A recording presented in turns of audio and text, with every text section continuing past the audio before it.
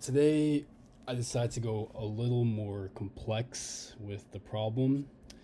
I'm gonna do a Codeforces problem. These are like really, I think most people would roast me for this, but I think these problems are way harder than like LeetCode.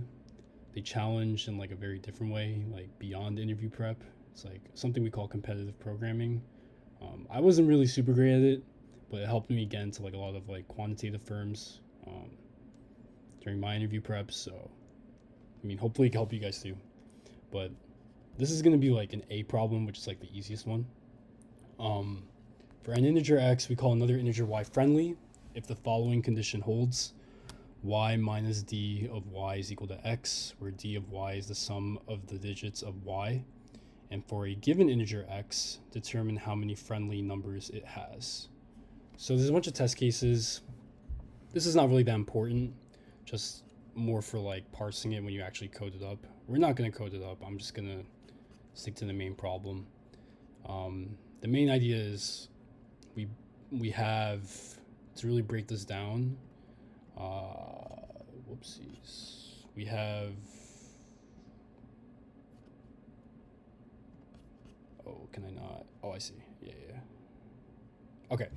So we have an integer x and we have an integer y.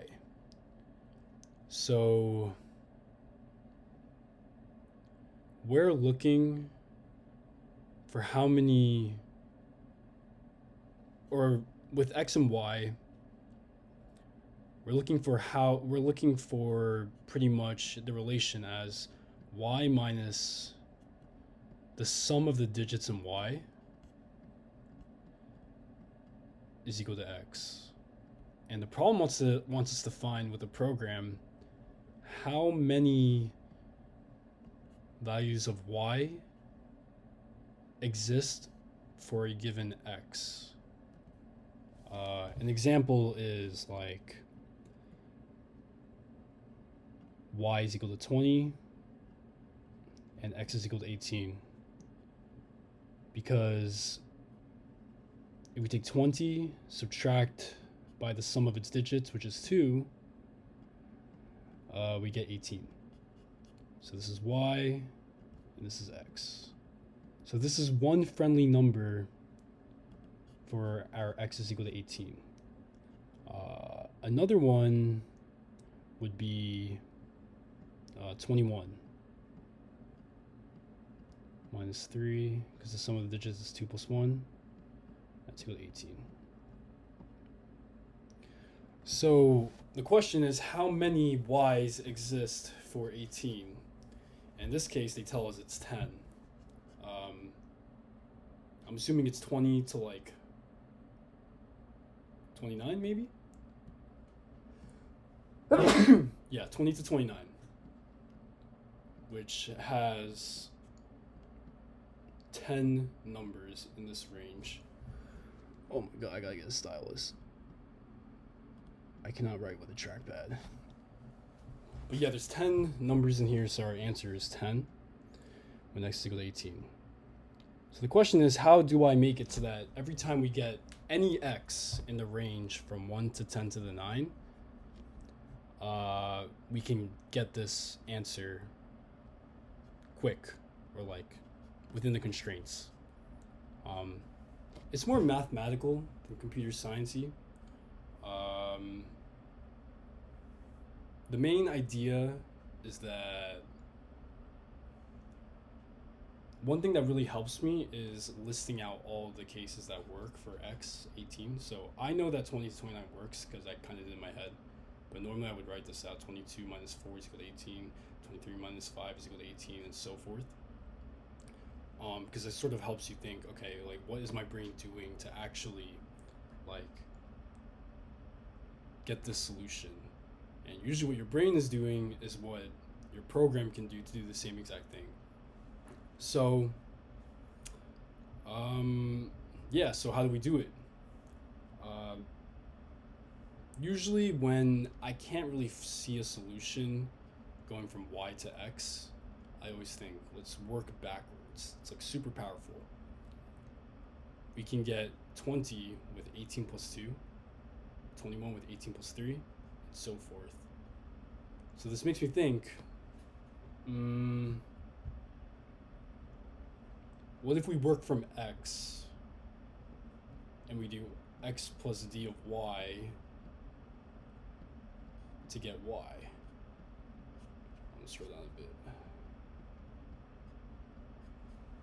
And for us to do this, we need to understand, okay, well, how many choices do we have for d of y? Like how many sums are there for a y, or like an x, which they tell us is only from 1 to 10 to the 9.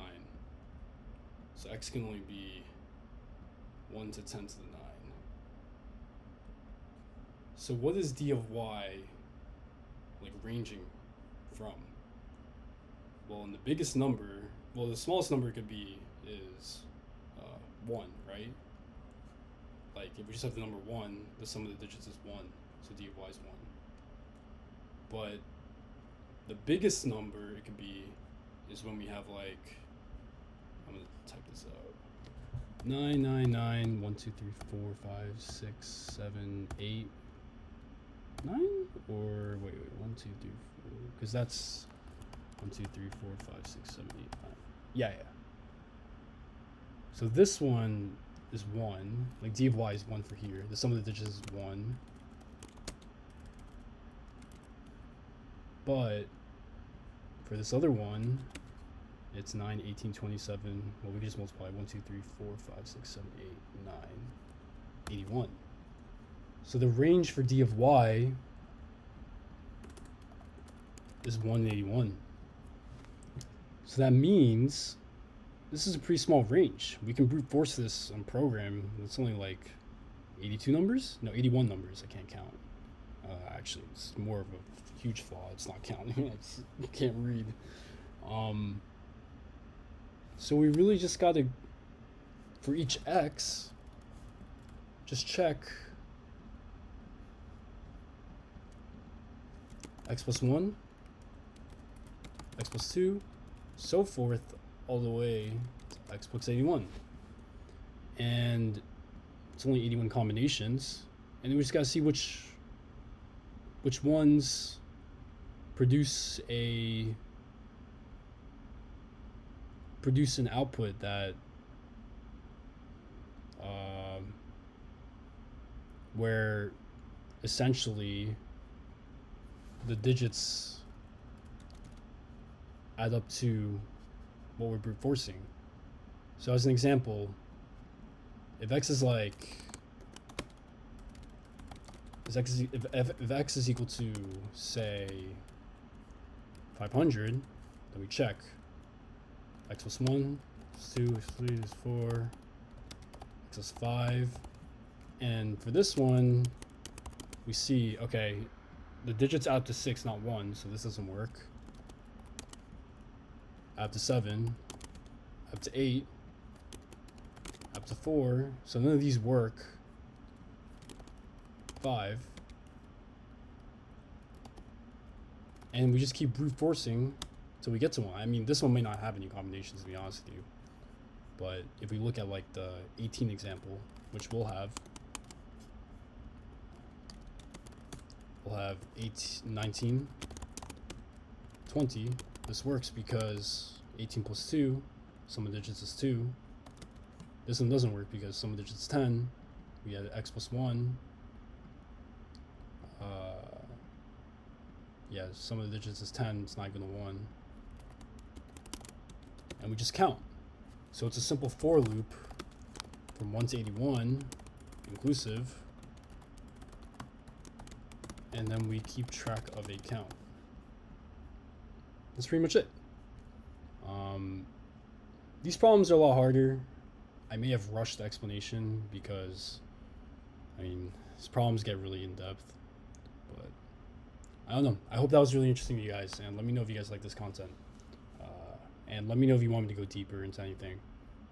But yeah, see y'all next time.